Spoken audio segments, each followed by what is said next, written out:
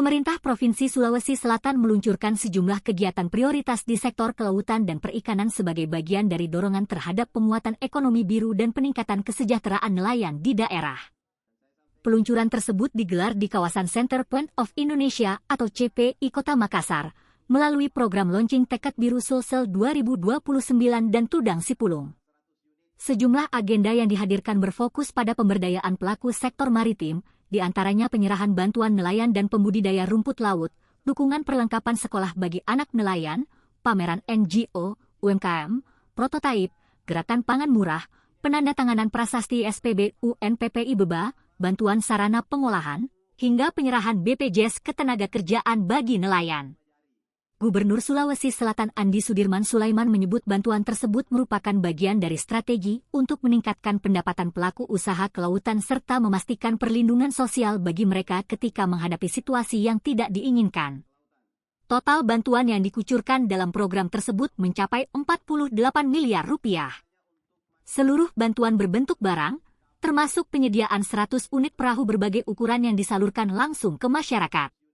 Selain peningkatan produktivitas, pemerintah juga menargetkan pemulihan ekosistem laut sebagai bagian dari implementasi kebijakan ekonomi hijau dan biru.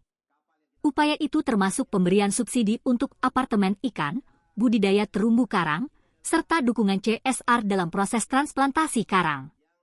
Selain itu, pemerintah menyiapkan sejumlah fasilitas untuk mendukung nelayan mengakses sumber daya laut yang lebih dekat dengan pesisir.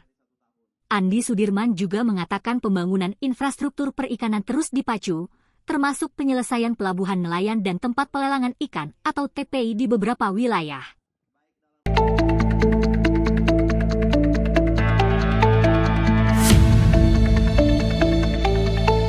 Wali Kota Makassar, Munafri Arifuddin atau yang akrab disapa API, menegaskan agar pengurus Komite Olahraga Nasional Indonesia atau KONI Kota Makassar Masa Bakti 2025-2029 benar-benar bekerja secara profesional dan berorientasi pada pembinaan prestasi atlet, bukan sekadar mengejar jabatan dalam struktur organisasi.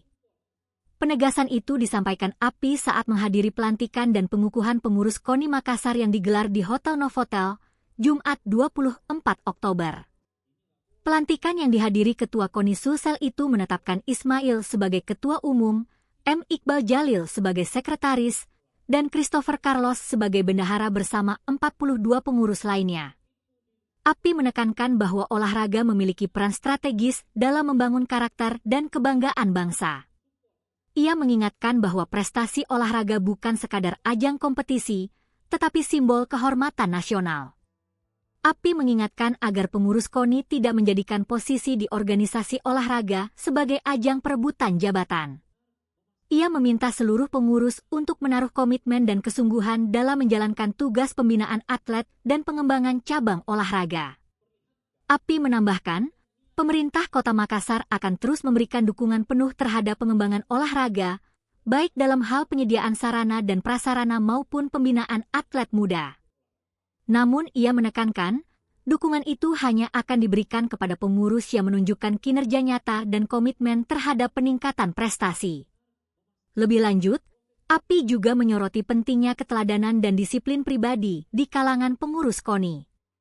Ia menilai pengurus harus menjadi contoh dalam gaya hidup sehat dan pengelolaan organisasi yang transparan serta akuntabel.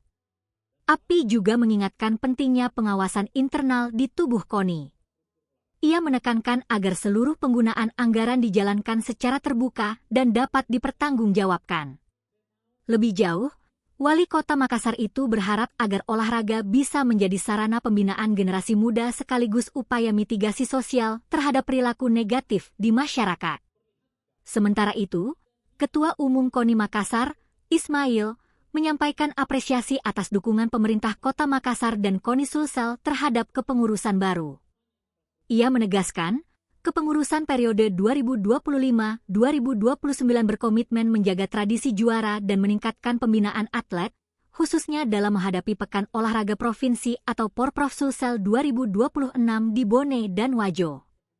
Ismail menegaskan bahwa pembinaan atlet muda akan menjadi fokus utama KONI Makassar ke depan, sejalan dengan visi pemerintah kota dalam mencetak generasi sehat, tangguh, dan berprestasi.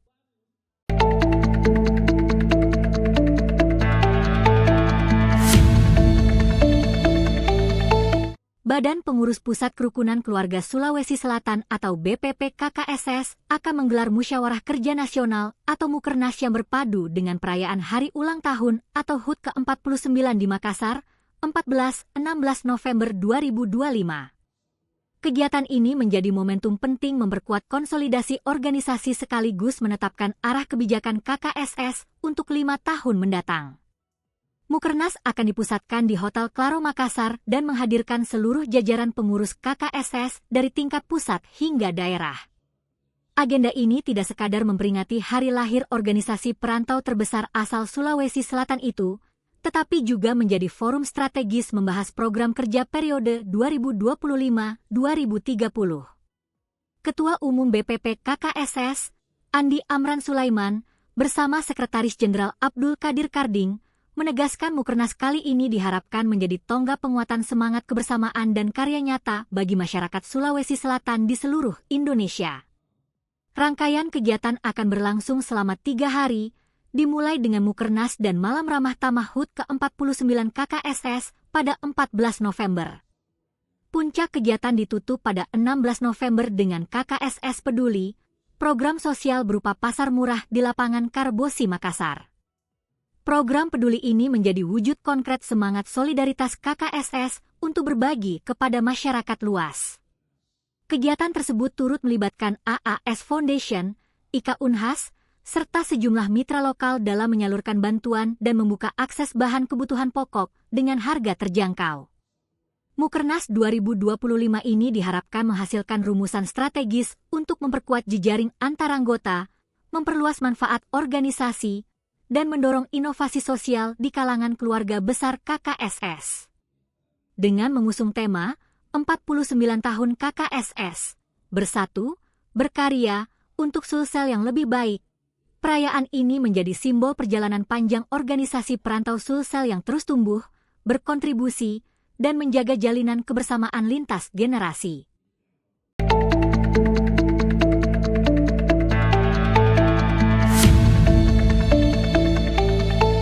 Festival Literasi Bantaeng semakin meriah di hari kedua pelaksanaannya. Ketua Tim Penggerak PKK Kabupaten Bantaeng yang juga menjabat sebagai Bunda Literasi, Gunya Paramasuha Putri, menjadi pusat perhatian dalam talk show yang digelar di halaman kantor Dinas Perpustakaan dan Kearsipan Kabupaten Bantaeng pada Jumat 24 Oktober. Gelar wicara literasi ini merupakan bagian inti dari rangkaian Library Pop-Up Fest yang tahun ini mengangkat tema ambisius, menumbuhkan budaya literasi, menuju Indonesia Emas 2045. Dalam talk show tersebut, Bunda Literasi Gunya Paramasuha Putri berbagi panggung dengan tokoh penting lainnya, yaitu Kepala Dinas Perpustakaan dan Kearsipan Provinsi Sulawesi Selatan, Profesor Dr. Muhammad Jufri, serta Duta Baca Provinsi Sulawesi Selatan, Ramlah. Kehadiran para tokoh ini menegaskan komitmen lintas sektor dalam memperkuat fondasi literasi di tingkat daerah. Selain talk show yang inspiratif, hari kedua festival ini juga menjadi ajang peluncuran dan pemaparan karya lokal yang membanggakan. Acara ini menampilkan antologi bimbingan teknis kepenulisan berbasis konten budaya lokal yang berjudul Memikat, Bantaeng, Satu Negeri Seribu Cerita. Buku antologi ini dibedah dan dipresentasikan oleh 3 tokoh di baliknya, Ade Surmi Indrajat sebagai penggiat literasi, Ardi Labarani sebagai kontributor penulis, dan Sulhan Yusuf sebagai penyunting buku. Keberadaan buku ini diharapkan dapat mendorong masyarakat, khususnya generasi muda, untuk mengenal dan mencintai warisan budaya lokal mereka melalui tulisan.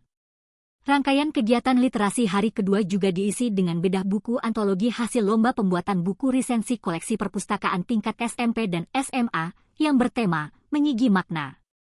Festival ini sukses menjadi melting pot bagi para pegiat literasi, akademisi, dan generasi muda Bantaeng.